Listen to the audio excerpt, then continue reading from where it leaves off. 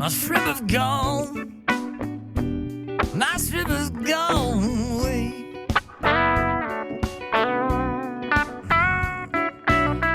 My shrimp have gone.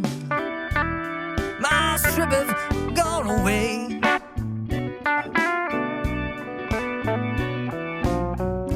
Yeah, I should have gone over to joeshrimpshack.com today.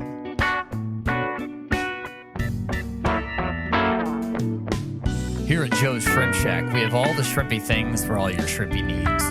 Tissue cultures, dwarf crayfish, caridina, neocaridina, shrimp king line of food, and most importantly, chola wood by the inch. Use promo code aquariumguys at checkout for 15% off your entire order. Quit dreaming about the shrimp you should have bought and leave the blues to me.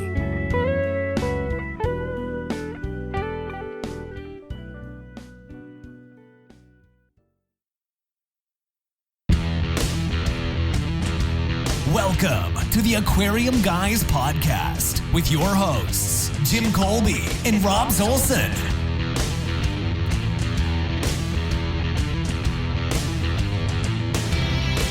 Hey guys, welcome to the podcast. So, Jimmy, you were telling me something about manatees dying or some shit. That was just tragic. No, I was not talking about. Adam was talking about that. Oh, well, okay. I forgive you, Adam. I would have thought it was Jimmy as well. No. So what happened, Adam, with the manatees? I think like 664 died this year in Florida. Holy crap. Yeah. I think we need to change the subject immediately. I'm Rob Zolson. I'm Jim Colby, and I have ran over no manatees. I'm Adam El-Nashar, and I will neither confirm nor deny that I have ran over manatees. In Minnesota. In Minnesota. In Minnesota. In Minnesota. In Minnesota. Well, today we have David Boozer from the Florida Tropical Fish and Farm Association. Thank you, David. Glad to be here. And Happy New Year to you and all of your staff and listeners. Hey, we're all happy that 2020 can crash, burn, and die. Oh, man. Yes, sir. Never so happy to see something in my rearview mirror as 2020. Yes. What a crock. Oh, I thought that was going to be like a DWI joke coming. No. I did get the tequila virus this weekend. You did? Yeah. Yeah. New Year's Eve. I'm glad to see that that's still making rounds in your house. It comes from time to time, yeah. Clearly there's no antibodies. Obviously not. Well, David, please join in anywhere you see fit. We're going to go over a couple items here that we're going to clean up before we get to your interview. But we have a few reviews that we haven't done. It's a new year, Jimmy, so we need to clean up our review board. I know. I was thinking about we should do an extra podcast every week, Hate Mail Friday. Hate Mail Friday. Yeah, I think we should do that. We need more hate mail, clearly. No, I'm just saying we'll just use the hate mail we got. I mean, we're going to have like all 2 letters at once? It all depends on how many your mom gets in. Okay, we'll work on that. So we got 3 reviews that we need to catch up on. So I'm gonna go from the worst up, right? So this is the title: Some Good Information, 3 stars. And it's out of 5, so I still think that's a pretty good review. That's what I give this. Some good information, right? So it says some good information, but sometimes the humor is too guy. I think he meant gay, and it was a typo, and iTunes wouldn't let him type in the word gay. I'm not real sure. Guy doesn't seem to fit in unless he's just talking like we have macho humor, which I think we're just immature humor. We have a lot of immature humor. Yeah. Immature humor, yes. It's absolutely. It's all about farts and McRibs and didgeridoos. Yeah, so we should talk about sensitivity. Absolutely. We'll work on that training. In fact, we do have that meeting scheduled with HR already. It's not going to... That is not going to be good. Not going to be good. So hopefully we can get the recording of our HR meeting on one of a bonus episode or something for you guys. I got a helmet and some shoulder pads to go to that meeting. So again, humor is sometimes too guy. The fish hobby is broader than this. 3 stars. So thank you, Chicago Corey, for that wonderful review. The other ones are 5-star reviews, so we're at least back on track. Really? Right. All right. We can't please everybody, Jimmy. Oh, but you need to we never started. You need to class act this up. We need to do the next interview in like a British accent or something, just to change up the humor. Hello, Governor. Hello, Governor. Dude. Anyways, next one, 5 stars. I came for the fish, stayed for the comedy. Just like those friends you barely know but have something in common with, you can tolerate them because they have nothing better to do. Keep it up, guys. All puns intended. Wow. 5 stars. And he tolerates us. Yes. It sounds like my first wife didn't tolerate me. That is all we can ask for. she did. Last interview, interesting and funny, 5 stars. I love the humor and really do learn a thing every single episode that I turn around and tell my family. Then they promptly say, who cares? So keep up the good work and more didgeridoo. He probably says, I learned something today. Everybody in Minnesota is retarded. No, That's what he learns, yeah. Can you imagine the people that like listen to the turtle episode and be like, guess what? I learned that turtles can breathe out their butt. Yeah. And then the mom just promptly went, who cares? That's moved on. That's good information, too. Get to his girlfriend, his wife. If you're trying to strangle a turtle underwater, Yeah. Make Grab him by sure the its tail. ass is covered. grab him by the tail. Wow. There's a lot to learn. Yeah, we'll get an email about that, too. It is. So we've answered a bunch of questions during the week, so it's hard to keep up the stuff we've done. We've had a few people thank us for some of the information that we found. And it really wasn't even ours. It was some of our guests that they've thanked us, so they sent us pictures. Continue sending those pictures. We really do appreciate it. And I got to put a reminder here. We've done story time. If you haven't listened to story time, this is the first time listening to the podcast, go back to episode 18, start on story time 1 and work your way through. Story time is requested by the fans. We have wonderful interviews like one we're going to do today with David Boozer, but we have a lot of anecdotal stories, and the fans have asked to make podcasts of just those story times. So it's been very popular, and the next story time we want to do is your stories. So please submit them. aquariumguyspodcast.com. At the bottom of the website, you'll find our contact information. We have an email, phone number to call, leave a text message. You can send us YouTube videos, however you want to send your stories. We want to read your stories on Storytime 4. You can take a coloring book, color some pictures, and just send that in. We take that. Yeah. That's a good story. We'll figure it out. Speaking of which, little tangent. We finally did Christmas with my mom, right? Right now is like, what, the 4th after New Year's? Yeah, we're recording this January 4. Right. So we finally did Christmas with my mother, and we got her like this. She loves adult coloring books where there's like 400 pages of like really intricate pictures you color. Oh, I Basically, thought you meant like adult coloring book. Oh, Well, no. here's the no, thing. no, Hanging don't be out. buying your mom that sort of stuff. I bought her an adult coloring book for Christmas, and she didn't even phase her. She just opened it like, oh, I love these. And she's looking, she's not actually looking at the picture. She's like, oh, I love these. And she just fans through it, not realizing it's an adult themed swear version of a coloring book. So I think she opened it up to like a dolphin flipping her off. It was a lot of fun. So I hope that you guys all had a great holiday as we did here at the Aquarium Guys podcast. Rob, you're such an example of why some animals eat their young. Are you Seriously. saying I look delicious? No, I'm just Because saying- you don't look bad yourself. I'm saying your mom should have just ate you when you were born, and then we wouldn't have this problem of you being so rude to your mom. Well, before we go on to your news, we did have someone that found the perfect book for Adam on our Facebook page. They found the venomous and toxic marine life of the world. I actually bought that book. He has it See, already. there you go. There you go. Hasn't No, read no, it. I bought it because they showed it to me. They literally I figured I mentioned needed him to on know. Facebook, Hasn't and read it yet. immediately he bought it. Yeah. Just so he knows. Now there's actually, the best part is in the bottom right-hand corner, there's a first aid fun facts section. Fun facts. And the fun fact is, you're going to die. So I'm going to write into this person when they do like a next revision. We got to have like Adam stories in there. On a brighter note, I did find somebody that was going to sell me blue ring octopuses really cheap. So when the fish room comes up, Go on Aquabid to get your octopuses from Adam. Wink, wink. Nod. Wink, wink. Well, Jimmy, you brought your laptop. I feel like you got a little bit more news before we started an interview with David here. No, I don't have any news. You just brought it for Sudoku? Yeah, basically. I'm just going to Google stuff in case if you get boring tonight, I'm just going to, read some stuff on MSN and stuff. Oh, well, hopefully I brought you for entertainment. Yeah. So. Yeah, no, over the weekend, I had a couple little elves in my workshop. And you want to tell everybody what you did in my house, Robs? All right. So we have this like new little podcast studio set up in my basement, and it's quite nice. I have a TV on the wall. We have a full lit studio. We're actually on Twitch now. So if you want to see the videos of us Monday at 7 p.m. doing the podcast live, you can do it. Twitch.tv/aquarium guys. But we have this table that on the bottom of it actually says your ex-wife's name. Yes. So we promptly drilled holes into it so we can put mic booms into it. Yes. So we can get rid of the evidence that we stole your ex-wife's table, we need to buy a new podcast table. We found out how much podcast tables cost, shit our pants, and realized that we need to just build our own table. So me and my buddy were trying to build a table out of hardwood, and it really didn't work out for us. We burnt out a 2-horse drill. And the funny part was it wasn't my drill, so that's what's funny. Right, just a little. It was a nice hot poof of smoke. It was a good time. So more of the story is we really need your donations to get that podcast table. aquariumguyspodcast.com. Please donate.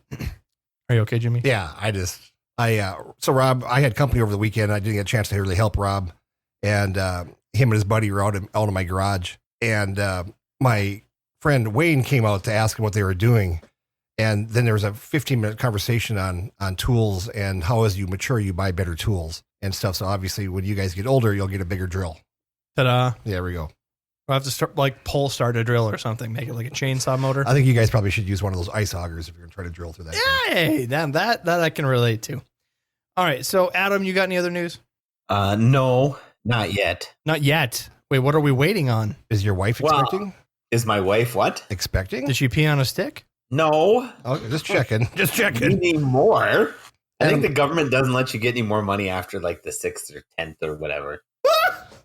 What is that, like a Catholic mandate? No, that's why he can't live in China. Oh. Wow.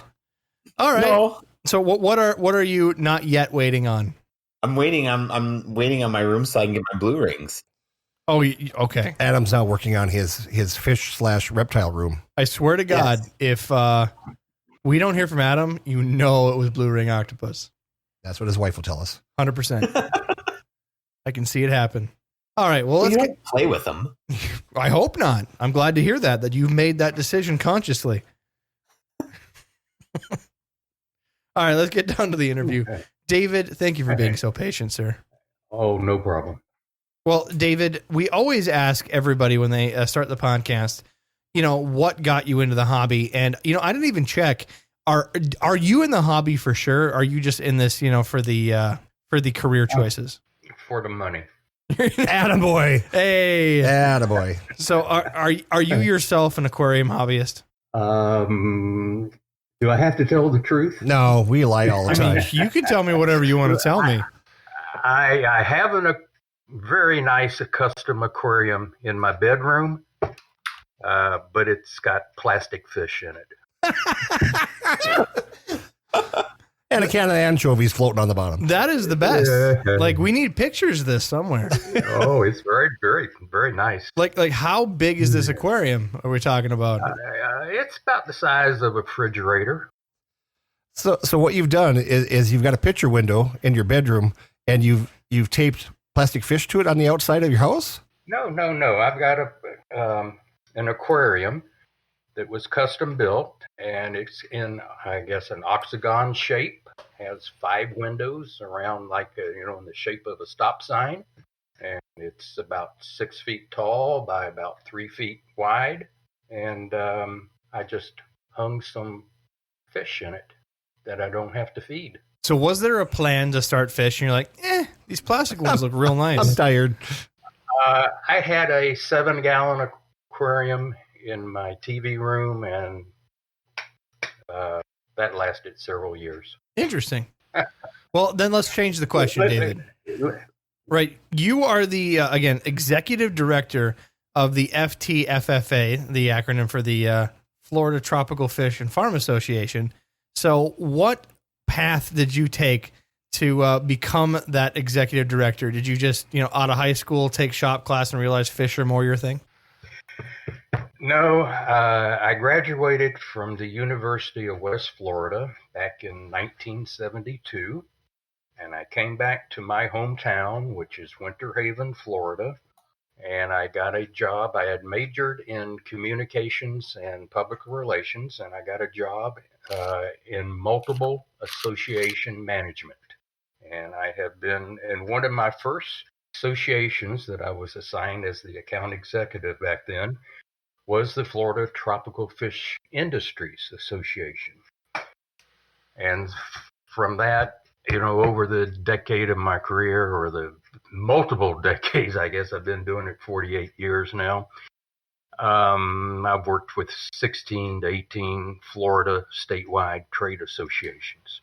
And FTFFA was one of the first ones that, I learned what a trade association was, basically.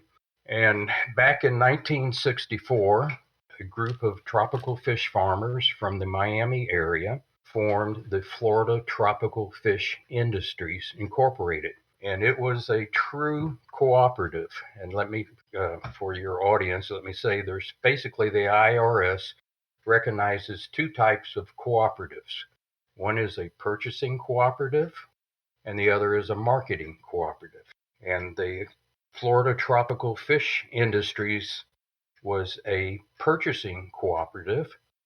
And at the time, they bought primarily their number one selling product that they bought was canned brine shrimp eggs.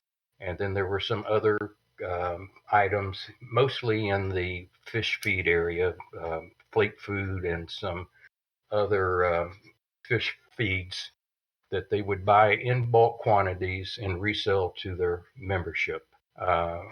When I came on with the association in 72, we were still under IRS's definition a true cooperative. I think around 1974, IRS knocked on my office door and said, "We'd like to take a look at your books." And so I gave them, back then, this was before computers, so everything was in these handwritten column journals, if any of you can remember those days. And several weeks later, the IRS representative came back, very nice gentleman, and he says, "You are not operating in the true means of a cooperative." Basically, what they got us on, in a true purchasing cooperative, at the end of the year, you're supposed to, if there's any profits, they're supposed to be distributed equally on a pro sales based formula to the memberships, what they basically call a patronage dividend. At the same time, if there's any losses, those losses are to be assigned to the membership on the same patronage dividend. And back in 74, the cooperative had a net worth of negative $37,000. And you can imagine if we were to go out and send an invoice to the members saying, "Hey, you owe us X dollars to keep this organization, this cooperative afloat." Well, through some, very long process, we were able to, with the help of some members and our management company, we were able to reduce that $37,000 down to zero and then actually start making money for the cooperative. Now, at the same time, like I said, we were not filing or claiming a patronage dividend for the membership. So at the urging of IRS, they recommended that we just form a trade association. And since that time, Florida Tropical Fish Farms Association has operated as a true trade association to promote and protect the interests of Florida tropical fish farmers and aquatic plant producers. Now, also, for the entire length of the history of the organization, we have, in one way or another, maintained a cooperative store where we still buy fish farm supplies and resell them to our membership. And we've operated under various different formats. We've licensed our name to other companies to operate the business for us. We've had individuals that we paid a percentage of the sales to run the store for us. And then about 9 years ago, we bit the bullet and took the whole cooperative back in our realm and put it back under the umbrella of the Florida Tropical Fish Farm Trade Association. And we, back in, I want to say in 2012 or thereabouts, we opened up a store in Waimama, which is just outside of Gibsonton, Riverview, which is in southwest Hillsborough County, where the bulk of the Florida tropical fish farms are today. We operated a store down there for approximately 7 years. And then last year, actually 2 years ago, we formed a building search committee, and we started looking for a building to buy and operate our store on our own. And I'm happy to say that last year, in fact, last December, a year ago, 2019, we closed in a building, and we now have our very own 10,000 square foot building in East Tampa.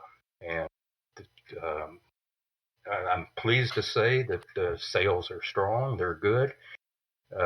We've continued to expand our product line of available fish farm supplies to the industry. And we're looking forward to, continuing to grow with the industry down the road.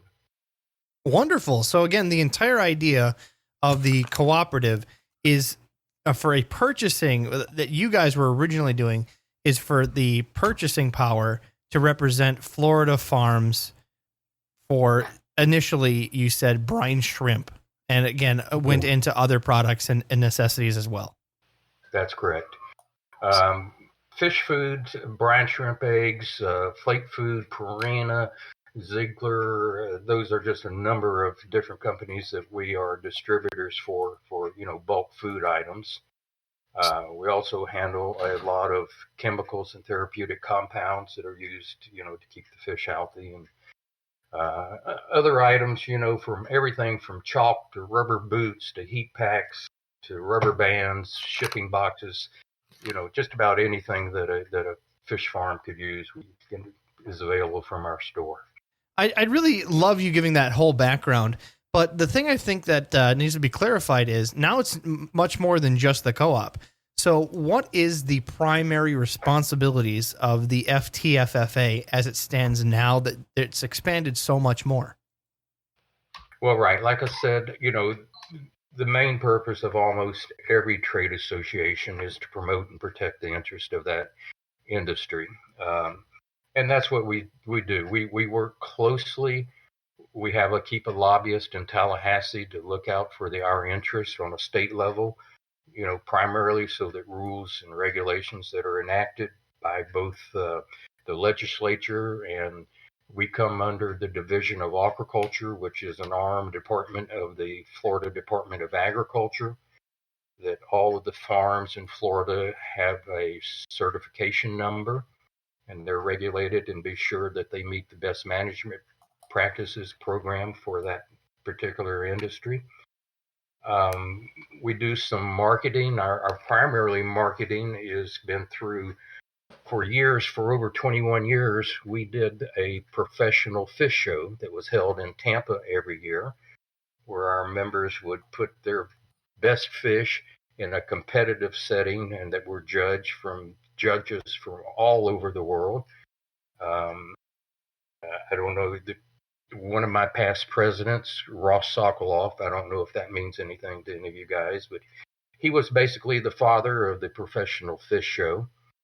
And we did that for 21 years. And then we became a part of now the PIDA show and APA, the American Pet Products Global Pet Expo, that is held every spring in Orlando, where we have a aquatic lounge where we set up over 250 tanks, and we invite our members to show the quality fish that is available from Florida. We also are involved immensely with the University of Florida's research laboratory in Ruskin, the Tropical Aquaculture Laboratory.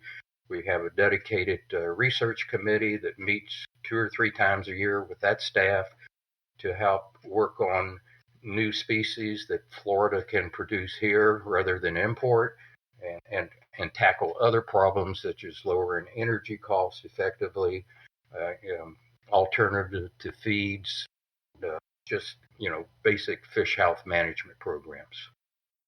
So when you say fish health management programs, is that just done through I'm seeing if this is you guys that are handling this, or is that part of? I'm trying to see how that tied into the fish show, or did I somehow misgrasp that? Yeah, that's a separate thing.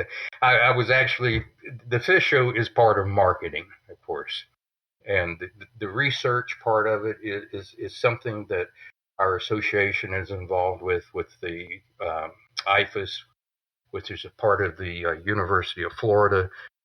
They have a number of different aquaculture related facilities throughout the state, and the one in Ruskin is dedicated to primarily ornamental fish. So I have so many questions on the fish health bid. I think that's invaluable. So I'm just, I'm trying to put myself in a fish farmer spot here. I'm trying to see what resources the FTFFA would have for me. And, number one, the legal and political. So again, they're representing me and my interests and protecting me as a fish owner. They're helping with marketing, which again, if I'm a farmer, probably not the best person to make a website, take care of SEO and SEO, excuse me, and handle different advertising and even representing the specific people who are going to like wholesale purchase my product. Then you help with, again, the co-op specifically with purchasing. So you help me get my fish medications, my food and products that I need at a lower rate and cost.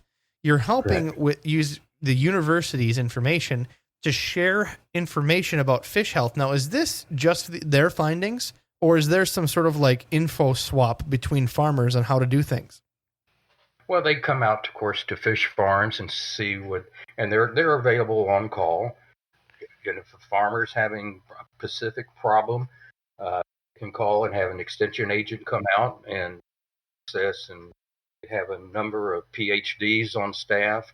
They can even ship or drop off their fish if they have some species that they're having an issue with that can be diagnosed with, through their lab facilities there, and recommend treatment, and basically just like you and I go to the doctor and they tell us what's wrong and they prescribe a medication, therapeutic compound for us. I mean, just to have that alone, it is amazing. Just to have access to that. And is this part of like, you can contact them, they help the club, and the club pays their way, and you get so many hours? Or is it just having the access to them and then they get billed like a veterinarian? They're supported through the University of Florida's funding program. Oh, that's even better. Yes, most of their services are free.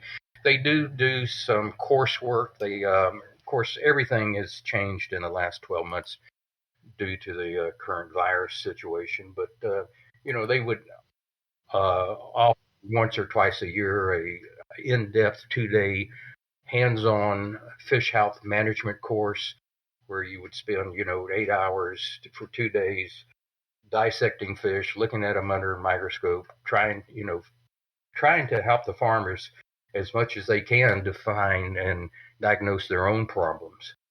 And, there was a fee for that, but basically it covered just basically the cost of some lab supplies and stuff.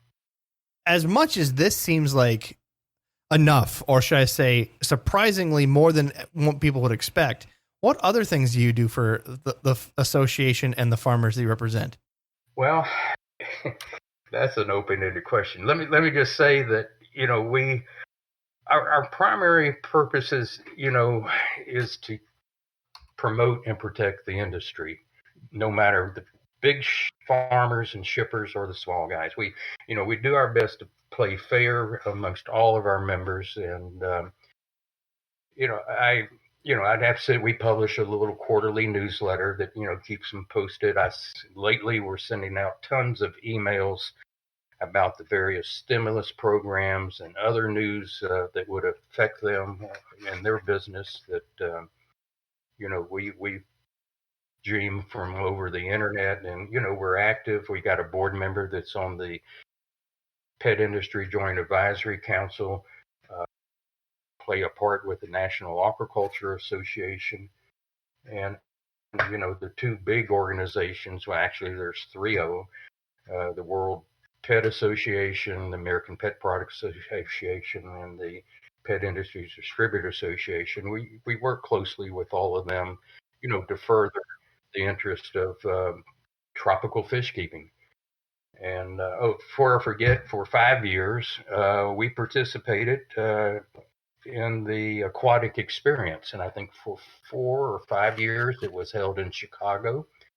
And then 1 or 2 years, it was held in Newark, New Jersey. And we played a big part in that by, having the FTFFA wall of fish. And again, it was just another avenue where we help market our members' livestock to both the public and, distributors and retailers. What does it take to be a upstanding and upright member? I'm a farmer. Let's role play here. I'm a farmer. I have Rob's, koi farm in Florida. What is my requirement to join the FTFFA? Very simple. We have a website. There's a membership application available. It's a PDF on that. First of all, let me say we have 2 classes of membership. One is a regular, which is a tropical fish farm or aquatic plant facility nursery in Florida, and your livelihood comes from the production and selling of tropical fish or aquatic plants. That is the definition of what I call a regular member. There is a one-time initiation fee of $50, and the annual dues are $100. If you're not a fish farmer or an aquatic plant producer, you can become an associate member. We take anybody who's got $100 as an associate member. But primarily our associate members are distributors, vendors to the industry, jobbers, retailers, pet store chains, some of the larger ones, and basically firms that are somehow involved in the ornamental fish industry. So I'm already going to get a bunch of PMs from our fans listening right now. What does an associate member get as far as that $100 entry? I'm assuming you guys have monthly meetings, quarterly meetings? Well, we used to have, we did many years ago do monthly meetings, then we went quarterly. And, the last year, and it looks like this year, any meetings we have are going to be, virtual over the internet or conference call or something like that. And we did do quite a bit of educational seminars with the University of Florida's facility there in Ruskin that I mentioned earlier. But, everything has really come to a standstill since, I guess, March of last year. Hopefully, things are going to change in the next 6 to 8 months and we can get back to our normal, whatever that is, lifestyle. So it's fair to say it's like you're extending it out to members that want to be a part of a fish club, but the information and meetings that you guys provide and seminars are very much geared to the industry, whether it be farmers or part of the things that focus on the FTFFA's farm members. Correct. We are a trade association. And I want to differentiate that from, being an aquarium society or a hobbyist club or something like that. Our number one objective is to promote the business of Florida tropical fish farmers. It's that simple. Well, you heard to her first. If you guys want to become an associate member, you can put in an application, spend your $100, and get true insider information when they do these virtual meetings wherever you're at in the United States. We're going to have to get in there, Jimmy. You can go to our website and, if you want to see the most, like I said, we publish a quarterly newsletter, but the only part of the newsletter we're currently putting on our website is the president's message, which is basically a kind of a summary of what's going on in the industry. And, every 3 to 4 months, we kind of highlight what's happening, what's new, what's happening for Florida fish farmers. And that is accessible, like I said, from our website, ftffa.com. Now, for those that are listening, because I have a list of things to go over. For those that are listening that want to purchase fish wholesale from farmers in mass quantities, generally they have to go through some sort of like distributor, like a Seagrass Farms or something else, because pet stores aren't probably going to be doing thousands of fish at a crack. They're going to be doing hundreds, if that. Normally smaller quantities for smaller stores. But if someone's listening that somehow qualifies for the amount of purchases you'd purchase from a fish store, how does one contact your members? Do they go through the FTFFA, or do they talk to a rep, or do they just go directly and look through your list and contact the farmers directly? Yeah, they can go to, we have a membership directory on our website. It's called, and again, we break it down into the two classifications of membership types, farm members and associates. So if they go to ftffa.com and look for a directory of regular members, they will see there's approximately somewhere around 75 farms listed there. And we do, let me say this, we don't make any attempt to keep price lists from the individual farms here in our office. I mean, they're constantly changing, what's available from each farm is almost on a weekly basis of what's available due to supply and demand and time of year, etc. But, if they can meet the minimum purchase requirements, I'm sure most of the farms be glad to, those that ship. And not all farms ship, let me say that. So most of them, a good number of them sell locally. In other words, they're a farm that sells to another farm that does ship on, that's part of their business model. So I want to get back into some more of our listener questions, and we already got a few on Discord. Again, if you want to join us, we do these generally on Monday at 7 Central. You can join us going to aquariumguyspodcast.com. You'll find our link to Discord. That's what we're using, and we also stream on Twitch. But one of the questions we had here is actually a question that was pre-done. This is from Pagan Swordsman. Knowing that research for life cycle, particularly breeding habits and preferred breeding habits of any animal species is expensive, have fish farm groups pooled their resources to fund research into species that are in the hobby, but we don't know about much in the wild. So we talked about a little bit about universities and fish health, but is there any other research going on, for instance, on new ways to appropriate species, or like here, particularly difficult breeding habits of certain fish? Yes, that's another objective that we work closely with the Tropical Aquaculture Laboratory, is that we're looking at for them to develop basically, if you will, a cookbook on how Florida fish farmers can produce new varieties of fish that are, say, typically coming out of, say, South America or Southeast Asia. And, what species could be adapted to be produced here in the U.S. by Florida farmers. Now, you guys have been an association for a long time. What is some of, or maybe just pick one, of the accomplishments that you guys have done that came out of just the Florida farms of part of the association? Something unique, something through the many years you guys have been doing this. I would have to say our biggest accomplishment was we helped pass the Florida Aquaculture Act, and I think that was back in 1986. And it basically, in the state statutes of Florida, defined that aquaculture is agriculture. Prior to that, to have a fish farm, you had to go through as many as 6 or 7 different state and local county agencies to get all the permitting done. What this basically did was put all the permitting under the Division of Aquaculture.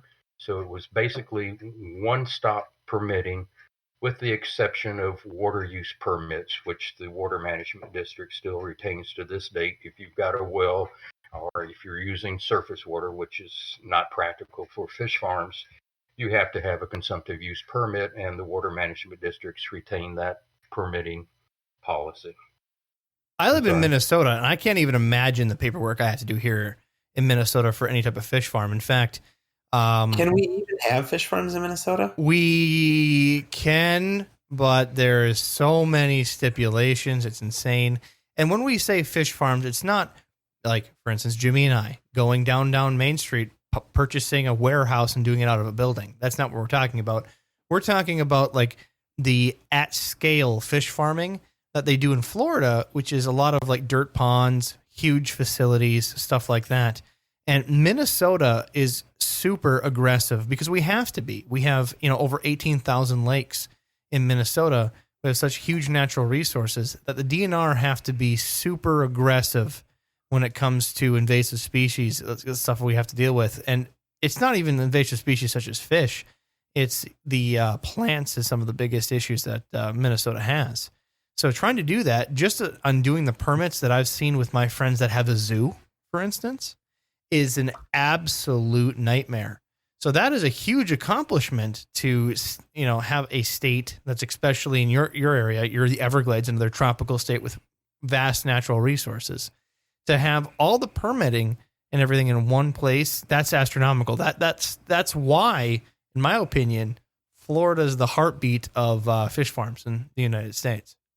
Yes, and like I said, when you asked me what's our biggest accomplishment, I had to sit and think for a moment, but that really, the one-stop permitting has been a lifesaver for the industry. I just can't imagine having to go through, all these little county and city environmental protection committees, and and especially in today's environment, I hate to use the word environment, but in political environment with all the activists and everything, that I don't know if without it, if you could even start a fish farm or any kind of a damn farming operation these days. See, I really expected him to say dodging the IRS would be their biggest accomplishment. We're working on that. Fingers crossed. Fingers crossed. Yeah. So I know a lot of our listeners are going, can I buy from you guys directly? And you do have a retail store that you can purchase from, correct? We had, our what we call the FTFFA co-op store. And again, I want to say that is just a fictitious name. But yes, and our website is ftffacoop.com. You can go there. And again, primarily, many of the products are in larger quantities, but we do have some hobbyists and even some aquarium societies that will pull their purchase together and make a big bulk purchase and then split it up with, kind of like a drop shipment arrangement, and split up an order of something when it, arrives at one member's. But, we've got also a few members, and I don't want to get into any names, but we do have some members who have some websites and some social media outlets that they're primarily, niche and business model is to sell to the public. I've been down there many, many times and been in your retail store. And one of the most favorite things that I have purchased there is the stainless steel wire nets. Right. And do you guys still sell those?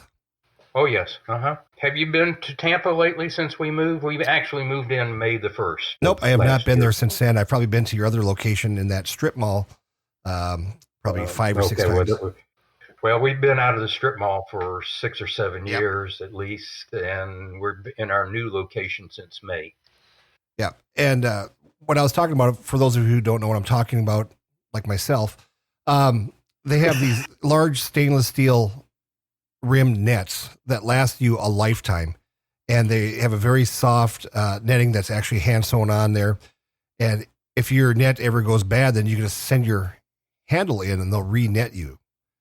And these are some phenomenal nets. They're not cheap, but if you're handling large amounts of fish, they're just so handy. I can't even tell you. And I don't let anybody borrow my stainless steel nets. I've got about 4 of them, and they're hanging up. I probably use them twice a year, but when you need them, they sure are nice to have. Well, that, and they have so many unique products that you can't get a lot of other places else. I have a bunch of people messaging me like, oh, how am I supposed to ship fish to the Northwest in the middle of winter? Well, get styrofoam boxes. People just ended up trying to build their own styrofoam box. It lets a lot of heat through. It's not necessarily the best choice. You guys have boxes, pre-packed styrofoam boxes that are rated and intended for fish for fair prices, honestly. Now, is it going to be cost effective to ship 8 boxes empty through the mail? Not as cost effective as you think, but if you can't get a hold of something in your area without building your own foam cooler, that's the best option you got. You'll find that most pet stores will give you their styrofoam boxes that they have in their back room just to get rid of them. Now, I pay anywhere between $7 to $10 to $11 a box. And when I get done with that box, I keep a couple and I throw away the rest. So if you're ever looking for some boxes, just contact your local aquarium store, throw them a couple of bucks, and they'll be happier than heck. And I'm glad you mentioned the box because actually we had a committee back in the late 70s, early 80s that met with styrofoam manufacturer, and we actually designed the first nestling box that's now used by the industry. Prior to that, these styrofoam boxes were just square boxes, didn't have the nesting capability that they have now, where you just, when they're empty, you just stack one on top of another, and you can have a stack of 20 boxes, like 7 feet tall or so. And the association has partnered with a number of different styrofoam manufacturers to, produce the box for us. And we received a commission to the trade association on the sales. We call it basically a box fee that helped us support our marketing and research priorities.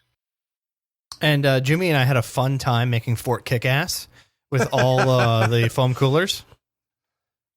Our man cave without a TV. You basically feel like it's an igloo, but you're not cold. And it squeaks a lot. Very squeaky. Very squeaky. And wind will ruin Fort Kick-Ass. You heard it here first. Well, Adam, you've been quiet this episode. You got any questions for David? No, I was listening to the history and everything. It was really good. So I don't have any questions because some of the stuff may or may not be legal. And you know what? David reserves the right to plead the fifth, don't you, David? Oh, yes, definitely.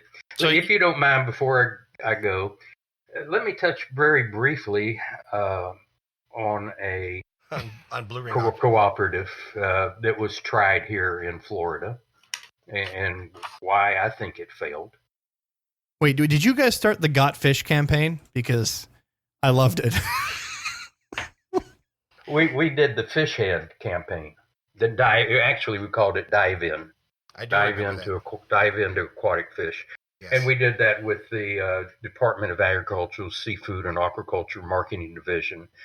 And we were a partner with them for about 3 years. And there were some other big players also involved in that, money-wise. And why did it fail? Now you got me curious. Well, it didn't fail. We just ran out of money. It's a big country, and to do a nationwide marketing campaign takes a lot of money. Well, we have a question now, again, from the audience. What is the current field of research that the association is currently sponsoring?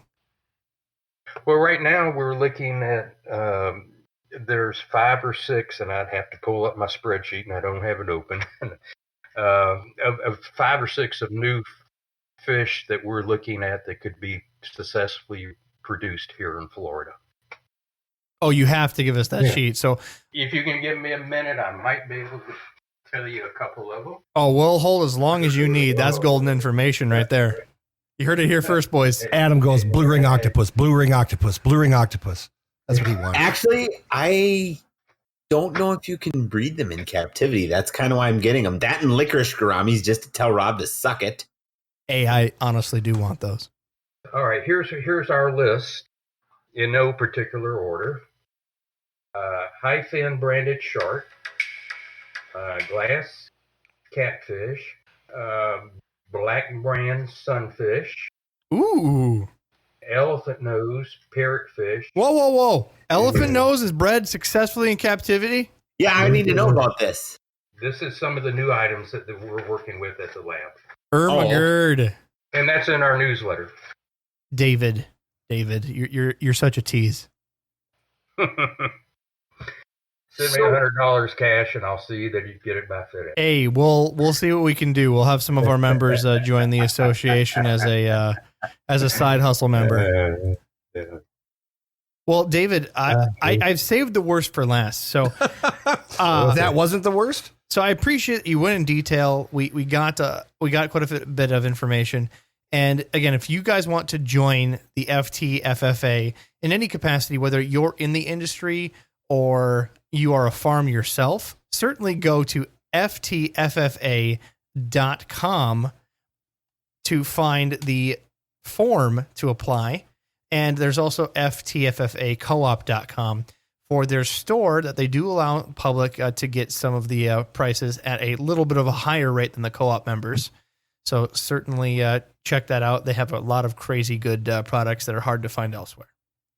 Now, the difficulty, David, between you and me, I have a lot of issues with people coming up to me in two sectors since this podcast has begun that I did not predict. Number one, everybody and their mom wants to have a fish rescue. They see our friends like at the Ohio Fish Rescue, and they see the amount of love and support. And who doesn't want, like as a kid, want to start up a humane society to help creatures, right? That is bar none, like the introductory level of how people want to care for animals for a living. They find it rewarding. But people take advantage of this situation and say that I'm going to start up a fish rescue. And it's not at all what I would deem to be a fish rescue.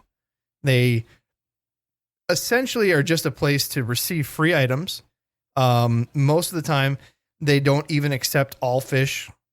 They deny some fish for other purposes, or they just grab them for the sake of doing a quick resale and liquidizing on eBay for a profit. They're not actually filed as a 501c3. And I have a lot of issues with that and see a lot of these places pop up and come and go.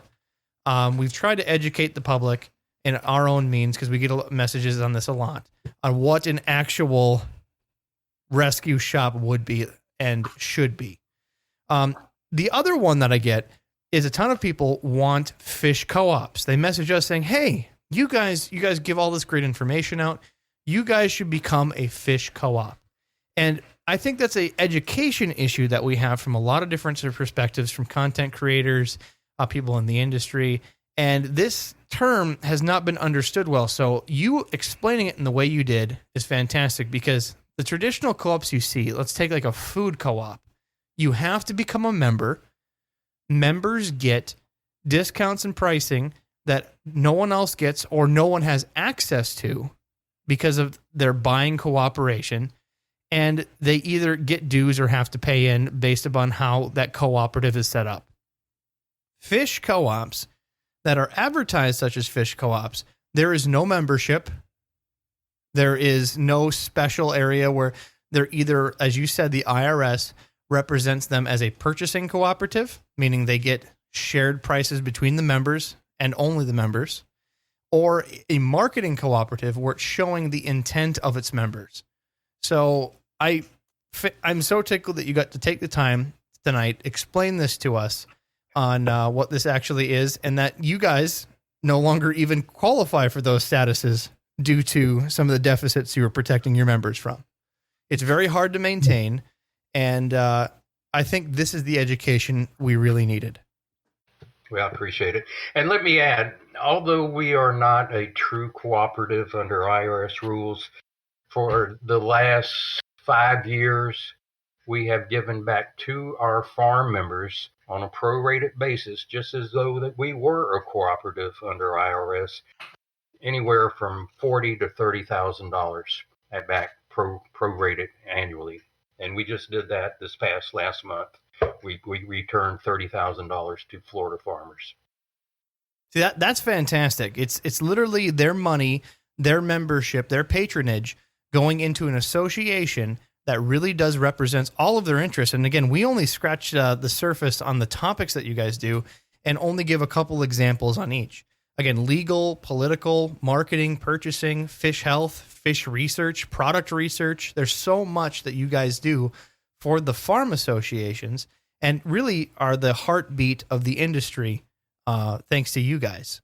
So can't explain enough on the differences between an actual association or co-op versus how people brand it or misuse it. Well, David, is there anything super important that we missed or any anecdotes that you'd like to add? I can't think of anything right offhand, but I'm sure on my drive home back to home tonight, I'll think of something. I'll say, darn, why didn't I tell them about this we did? But we'll save that for another time. Well, I can't thank you enough again. And if you guys got more questions for him, again, you can message us at the Aquarium Guys Podcast. You can email us, text us. We will certainly reach out to David for you. David is a busy man, so don't bombard him.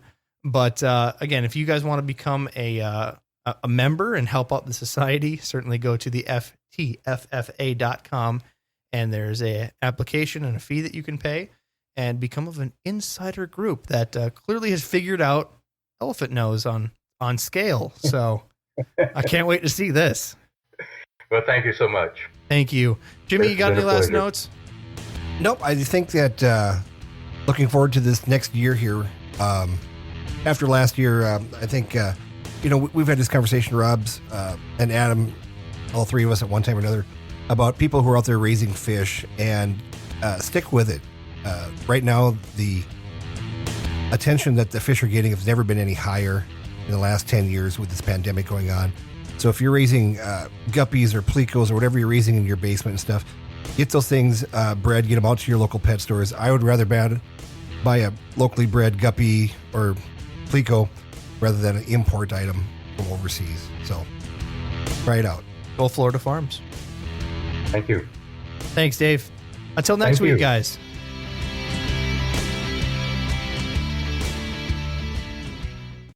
Thanks, guys, for listening to the podcast. Please go to your favorite place where podcasts are found, whether it be Spotify, iTunes, Stitcher, wherever they can be found. Like, subscribe, and make sure you get push notifications directly to your phone so you don't miss great content like this. I never knew that a Minnesota accent could be so sexy until I heard Adam's voice. Go fuck yourself, don't you know?